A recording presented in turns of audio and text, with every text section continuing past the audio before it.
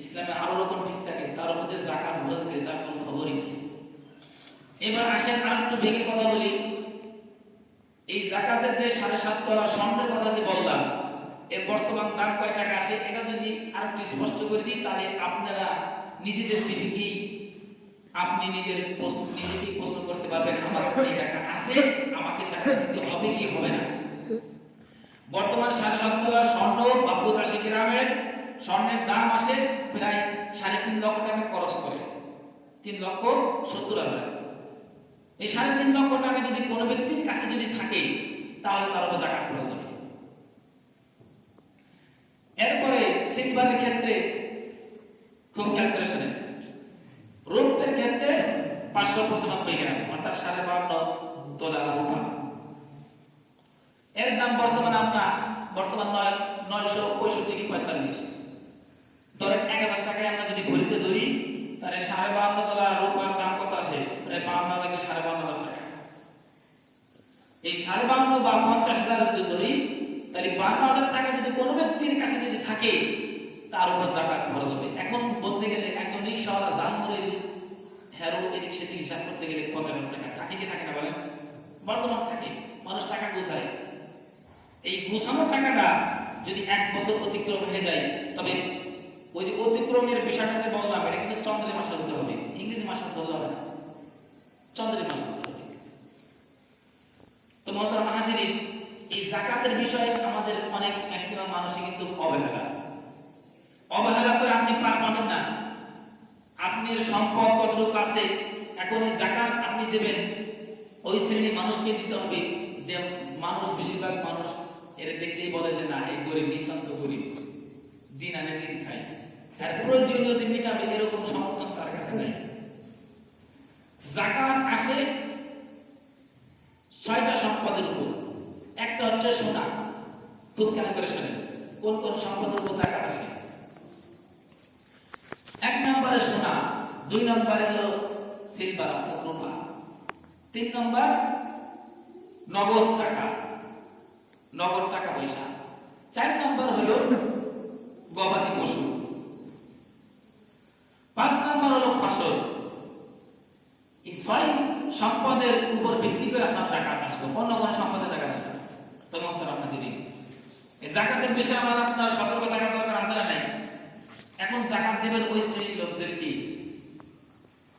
তার ভিতর এই যে আমাদের মাদ্রাসা লেখাপড়া আছে না নাই, এখানে যে ছাত্রগুলো লেখাপড়া করে তাদের একটা খরচ বহন করতে হয়। আপনার সম্পদটা ওরকম লোককে দেবে যাতে সে উপকৃত হয়, বা সে নেককার, সলিহিন, ফাসিক, ফুজদার, বেনামাজি, নামাজ পড়ে না, ওপেনিং গুনাহ করে, ও কিন্তু গরিব, কিন্তু ওরে টাকা দেওয়ার থেকে এই সমস্ত টাকা দেওয়া ভালো। কথা বলা ঠিক কিনা? বিষয়টা কি বুঝছেন? আরো ক্লিয়ার করে দেন। আপনি যাকে যাকাত দিতেছেন সে ফকির, যাকাত আপনার আদায় হয়ে যাবে, কিন্তু যে পরিমাণ সওয়াব, যতটুকু একটা উত্তম আর একটা অনুত্তম ব্যাপার স্যাপার আছে না বলেন, আছে না বলেন? তা আপনাদের এই মাদ্রাসা একটা লিল্লাহ ফান্ড, আপনাদের একটা অংশ, যাকাতের একটা অংশ নেওয়ার জন্য আপনাদের দরজা আমাদের পক্ষ থেকে খোলা আছে। আমাদের ছাত্রগুলো লেখাপড়া করে, এটা বিশাল একটা খরচ পাবেন। আপনি যদি দেন, তারা 24 ঘন্টা করে রেখে নিয়ে তেলাওয়াত করে কি করে না বলেন? তারপরে তারা সুন্নত তরিকার চেষ্টা করে চলার এবং চলে। তো আমাদের মাদ্রাসার একটা ফান্ড আপনাদের জন্য খোলা আছে, ইনশাআল্লাহ আপনারা এখানে আসবেন। আর দ্বিতীয় নাম্বার, এই যাকাতটা ঠিক আপনি যদি চান একজন কথার কথা একজন ইমাম বা একজন মুয়াজ্জিনকে দিতে পারেন, যদি তার এরকম সমর্থন, ওরকম যাকাত খাওয়ার উপযুক্ত যদি সে থাকে, তাহলে তাকে আপনি দিলে অসুবিধা নেই। যে লোকের দিন আনে দিন খাই, তার টাকা পয়সা, ঘর বাড়ি, ওরকম ব্যাংক ব্যালেন্স নাই, সে যদি যাকাত খাওয়ার উপযুক্ত হয়, আপনি তাকে দিতে পারবেন না বলেন? কথা বলা টাকা দিতে পারবেন না? 100বার দিতে পারবেন। আপনি একটা সম্পদ দিলেন, মনে মনে রাখলেন যাকাতের টাকা আপনি দিতেছেন, কিন্তু এই কথা বলার দরকার নেই যে এটা যাকাতের টাকা দিলাম। আপনি আপনার ইমামকে বা একজন মুয়াজ্জিনকে দিলেন যে এটা যাকাতের টাকা দিলাম, এটা কথা বলার দরকার নেই, আপনার মনে মনে নিয়ে যথেষ্ট। আপনার এই সম্পদের সে ব্যবহার করলো, সে নামাজ পড়লো, সে করে একটা পড়লো, একটা সওয়াব আপনার পিতামাতার কবরের রুহের মাগফিরাত যাবে নাকি যাবে না? যাবে না বলেন? তো হুজুর আমি আপনাকে এটা দিলাম, তবে যাকাত খাওয়ার উপযুক্ত হলেও ওইরকম মানুষকে দিতে হবে। তো মুহতারাম হাজিরিন, আপনি এই কথা মনে করেন যে হুজুর এই যাকাতের কথা কইলেন যে কি আপনার আপনি হিসাব রাখবেন, আপনার বিবেকে আপনি হিসাব বিকাশ করে আপনি দেবেন। অনেকেই মনে করে যে ইমাম সাহেব যাকাত দিব, না ভাই দিতে পারবেন।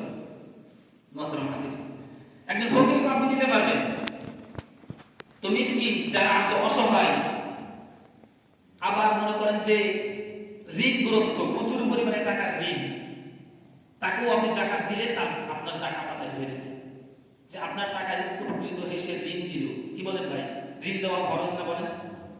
এই বান্দার হক এটা যদি আপনি না আদায় করতে পারেন তাহলে আল্লাহ আপনাকে মাফ করবে? মুহতারাম হাজিরিন, যে ব্যক্তি ঋণগ্রস্ত তাকে আপনি যাকাত দিতে পারবেন। তারপরে এমন বিধবা মহিলা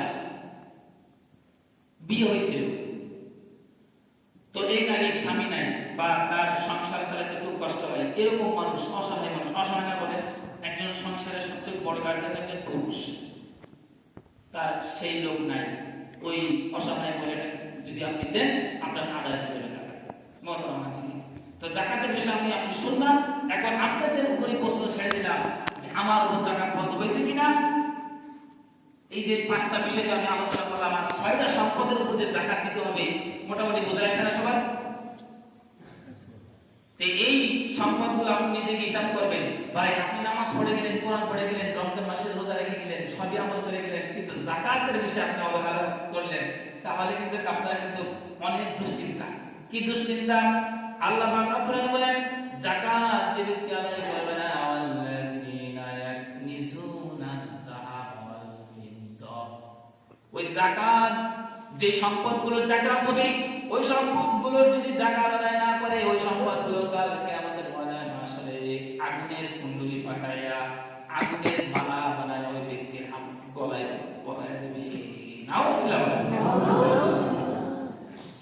কণ্ঠনালীতে জোড়াই দেওয়া হবে, আগুনের কুণ্ডলী পাকাইয়া আগুনের মালা বানায়া আপনার গলায় ঝুলিয়ে দেওয়া হবে। আল্লাহ পাক রব্বুল আলামিন আমাকে বলেন ওয়া আকিমুস সালাতা ওয়া আতুজ যাকাতা ওয়া আকরিদুল্লাহা কারদান হাসানা ওয়া মা তুকদ্দিমু লিআনফুসিকুম মিন খায়রিন তাজিদুহু ইনদাল্লাহ। নামাজের সাথে সাথে আপনার যাকাত ফরজ, ঠিক কি না বলেন? ওয়া আকিমুস সালাতা ওয়া আতুজ যাকাতা, যাকাতের বিষয় কিন্তু খুব গুরুত্বপূর্ণ বিষয়। মুহতারাম হাজিরিন, যদি এই যাকাতের বিষয় যদি আপনি অবহেলা হই, তাহলে যাকাতের সম্পদ, এই যে সম্পদের উপর যাকাত আছে, এই সম্পদগুলো আল্লাহ পাক রব্বুল আলামিন আগুন বানায়া, আগুনের কুণ্ডলী, ওই যে ময়দার আটা বানায় না, হ্যাঁ ময়দার আটা কাই বানায় না, এই ময়দার মতন পেঁচায়া আগুনের কুণ্ডলী বানায়া তার চেহারায় দাগ দিবে, তারপর তার কোমরে দাগ দেবে, তার পিঠে দাগ দিবে। কথা না আসবে।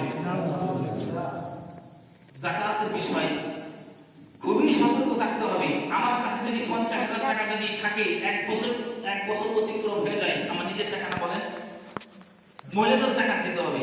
আপনার স্ত্রীর যে সম্পদ আছে, ব্যক্তিগত সম্পদ আছে না, এই সম্পদ সেই হিসাব করবে।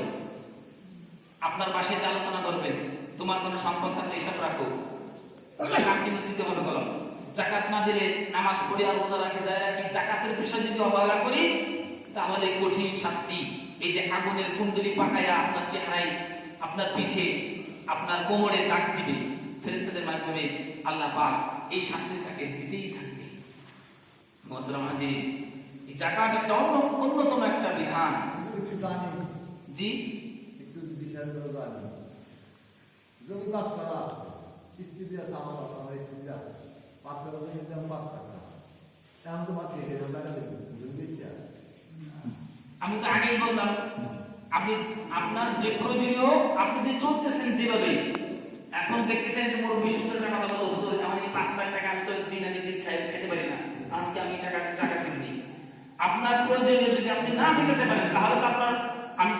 শব্দের মধ্যে আগে একটা বলে গেছি না যে নিজের প্রয়োজনের অতিরিক্ত আছে না নাই? কথা বলেন তো মোহতারাম হাজিরিন, তখন আপনার জাকাত কিভাবে আসবে বলেন? তারপর আপনি যদি আজকে বলে আলোচনা করতে চান, হুজুর আছে আমি আছি, পরে ইনশাআল্লাহ আলোচনা করব। যাদের কোশ্চেন থাকে বা কোনো কমেন্ট থাকে নামাজের পরে আলোচনা করবো, কোনো সমস্যা নেই। তো মোহতারাম হাজিরিন, আমি যেটা বলতেছিলাম, তাহলে যাকাতের বিষয় স্পষ্ট হয়েছে তো সবাই? যাকাত দেওয়ার দরকার আছে না নাই? এই যাকাত কিন্তু সবার উপর ফরজ না।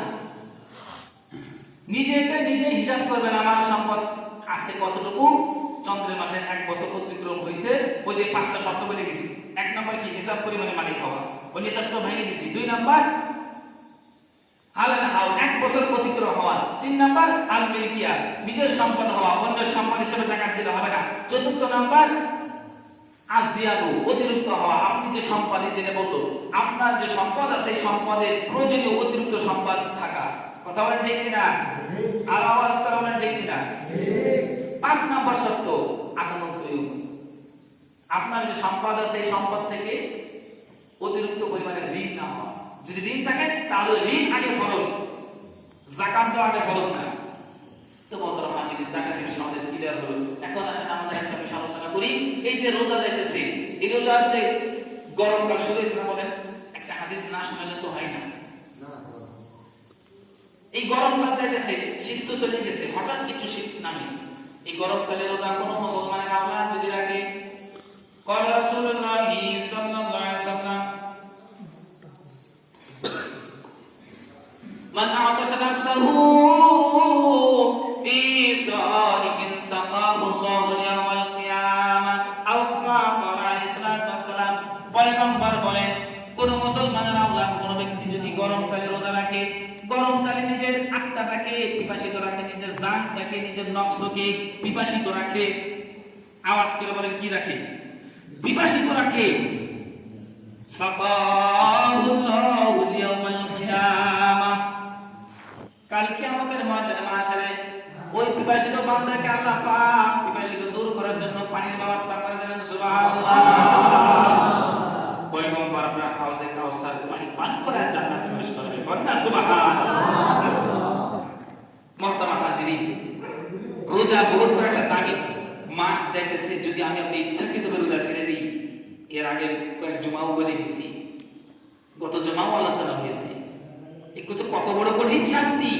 একটা রোজা যদি আপনি ছেড়ে দেন, আপনার 2 রানের ভিতর লোহা আংটা ঢুকায়া, মাথাটা নিস্মিনি কইরা, 2 ঠ্যাং উপর বিলি কইরা করাত দিয়ে আপনার 2 মুখ চিরা হবে। নবীজি স্বপ্নে দেখছেন, জিজ্ঞাসা করছে এরা কারা? বলে ইয়া রাসূলুল্লাহ, এরা হলো তারা যারা সাহরি খাওয়ার আগেই, ইফতারি খাওয়ার আগেই এরা খানা ভক্ষণ করছে, খানা খাইছে। চিকেন বানানো হবে, চিকেন। এজন্য মাতারা হাজিরিন, আপনারা যারা আছেন আপনারা নিজেরা রোজা রাখবেন। আপনার সন্তান যদি 7 বছরের উপরে 10 বছরের উপর হয়, ও যদি গত রমজানে যদি 5টা রাখে, রমজানে আরো 5টা বাড়াইতে করবেন। তাহলে ওই রমজানে 5টা, এই রমজানে 5টা, কয়টা হলো? 10টা। ওই রমজানে যদি 4টা রাখে, এই রমজানে আরো 4টা রাখাবেন, মানে অভ্যাস করাবেন, আল্লাহর ফরজ বিধান শিখাবেন। ওই রমজানে যদি 3টা রাখে, রমজানে আরো 2টা বাড়াই দেবেন। তাদেরকেও রোজা রাখার অভ্যাস করা দরকার আছে না নাই? এইগুলো এক বিষয়। আরেকটা বিষয় হলো কোরআনে কারীম আপনাদের এই রমজান মাসে একটা অফার আপনাদের সামনে ছুড়ে ফেলা হয়েছে, কিন্তু আপনারা খুব অবহেলা করতেছেন। Don't interfere, I am not talking to you. আপনারা কিন্তু sorry for the language, mind করেন না। কথাগুলো টাটকা হলেও কাটা হলেও কইতে হবে। আপনারা আপনাদের মসজিদে যে রমজান মাসে একটা দামি মাস, একটা পোস্টগুলো আছে, আপনারা রমজান মাসে যে এই যে ফজরের পরে যে একটা কোরআনে কারীম একটা মশলা চালু হয়েছে না, বলেন আগে আওয়াজ করেন, আছে না নাই? 10 মিনিট বা 15 মিনিট আপনি এই যে সময়টা অবহেলা করতেছেন, এই সময়টা অবহেলা করার যে কঠিন শাস্তিটা তো কমো। আরেকটা কথা বলে নেই, না বললেই নয়। কিছু মুসল্লি বলছেন যে হুজুর ফজরের পরে ঘুমের সময়, নামাজের পর কেমনে সম্ভব? যাই ঘুমায় বেশি, ঘুমাবো যে ওই টাইমে না দিয়ে অন্য টাইম দেন। যারাই কথা বলেন অন্য টাইম দেন, তারা তো থাকেন না। জোহরের সময় বসে থাকি, দরজা খোলা থাকে, কেউ আসেন না। আসরের সময় বলেন যে হুজুর অন্য টাইম দেন, অন্য টাইমে তো থাকে, আসেন না তো। মাগরিবের পর তো প্রশ্নই ওঠে না, সেই সারাদিন রোজা রেখে ইফতারি করে কেমনে সম্ভব? এশারের পর তো আরো প্রশ্নই ওঠে না, হুজুর মুনাজাত ছোট করে। কথা বলেন ঠিক কিনা? এশারের পরে তারাবির পরে কষ্ট পাইতেছেন সম্ভব যে হুজুর আসেন তো 10 মিনিট আলোচনা করি, একটু কোরআন শরীফ পড়ি। এমনি 20 রাকাত নামাজ আরো এশারের ফরজ আর বেতের দিয়ে সম্ভব না, শরীর লেড়ে লেড়ে করে আগে বাড়ির দিকে দৌড় দিই। তাহলে কোনো সময় সম্ভব না, তা আপনাকে সম্ভব হইব কোন সময়? জোরের সময় তো আসেন না, আসরের সময় তো আসেন না। আমি কিন্তু কেউকে হিট করে কথা বলতেছি, মনে কষ্ট পাইতেছেন কেউ? কথা বলে কষ্ট পাইতেছেন? আমি চাচ্ছি যে আমার মুসলিমে কেরাম আমরা দুই হুজুর আছি, আপনারা আসেন। জোরের সময় আপনাদেরকে স্বাগত, আসরের সময় আসেন, কই আপনারা তো আসেন না।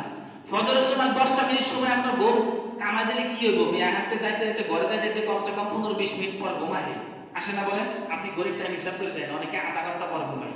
তো 10টা মিনিট সময় আপনি কোরআনের সাথে সম্পর্ক দেবেন। আলিফ বলেন, আলিফ বা তাসা বলেন, কোরআন পড়ার দরকার নাই, আলিফ বা তাসার মাধ্যমে তো কোরআন শিখে। বলেন হুজুর আমি তো পারি না, এই কেমনে সম্ভব? আলিফ বা তাসা বলুন, আপনি আলিফ বা তাসাই পড়েন। এই আলিফ বা তাসার মাধ্যমে তো একটা মানুষ কোরআন শরীফ শিখে। কথা বলেন ঠিক কিনা? আলিফ বা তাসা কি কোরআনের বাইরে না ভিতরে? পড়েন না কেন? কয়জন কোরআন শরীফ নিয়ে বসছেন, পড়ছেন কয়বার? কয়দিন কোরআন শরীফ নিয়ে বসছেন? চাপ তুলে দেখা তো দেখি, শরম পাবেন। শরম দিলেন না। আমার কাছে কথা হলো আপনারা অনেকেই পড়েন, এটাও আমি মানি, এটাও আমি জানি, কিন্তু আমাদের ম্যাক্সিমাম মানুষগুলো কিন্তু কোরআন শরীফ মানে না। ভাই আপনি না বসেন, আপনার পাশে একজন বা আপনার চোখের বা আপনার মুখের একটা রঙের কথাই ভালোবাসা দিয়ে একটা মানুষকে বসান, হুজুরে তো বসে পড়ায়, একজন দুজন লোক এনে পড়ায়, লোক নাই। আমরা হারে দেখতে বিচিত্র লোক খুঁজে পাই না। এরকম কেন? আপনাদের মন মতো তো আমরা বসতে চাই, তাও তো বসেন না। তো ইনশাআল্লাহ আজকে থেকে নিয়ত করা যাবে ভাই, বসা যাবে ভাই, কথা তো কথা যাবে ইনশাআল্লাহ। বলে দেন কি পাবেন, কেমনে দেখলাম জানেন নেই? একটা ভালো কাজের নিয়ত যদি করে আপনি আসবেন না, বা আশা তো ক্ষমতা মালিক কে? আল্লাহ যদি আপনাকে তৌফিক দেয়, দুনিয়ার কোনো ঘুম আপনাকে আটকাতে পারবে না। কথা বলেন ঠিক কিনা? দুনিয়ার কোনো ব্যস্ত আপনাকে আটকাতে পারবে না, আপনি অবশ্যই আসবেন আল্লাহ যদি কবুল করে। এই জন্য নিয়ত রাখবেন, এই যে নিয়ত করলে একটা সওয়াব হয় ইনশাআল্লাহ। বলেন সবাই ইনশাআল্লাহ। দেখা যাক ফজরের পরে বা জোহরের পরে বা দেখা যাক আপনাদের কয়জন পাওয়া যায় ইনশাআল্লাহ। তো বললেন ভাই কোরআন শরীফ যদি আপনি না শিখেন, কোরআনের সাথে যদি আপনি কোরআন থেকে যদি মুখ ফিরে নেন, তাহলে কালকে আমাদের মাঝে মাসে আপনাকে অন্ধ করে উঠানো হবে। কি করে উঠানো হবে বলেন? অন্ধ করে। 25 শেষ অন্ধ করে উঠানো হবে। আপনি আপনার পীরের কাছে যাবেন, আপনি তো অন্ধ, যাবেন কেমনে? পয়গম্বরের কাছে যাবেন, আপনি তো অন্ধ, খুঁজেই পাবেন না, এমন করবেন কোনটা থেকে কোনটা আপনি। তো অন্ধ হয়ে ওঠানোর থেকে ভালো না কোরআন শরীফ দিনের জমির উপরে পড়া ভালো। অনেকেই দেখে পড়তে পারেন যে হুজুর একটু শোনেন তো 10টা মিনিট, ভাই আপনার দুটো হাত তো আমি ধরে বলি, আপনি কোরআন শরীফ পারেন, যাই পারেন আলহামদুলিল্লাহি রাব্বিল আলামিন, ওই যে আছে না কিছু জাতি মার্কা হানি মার্কা পড়া পড়ে, অসুবিধা নেই, বসেন। আপনি বসেন, হুজুরকে একটু শোনান।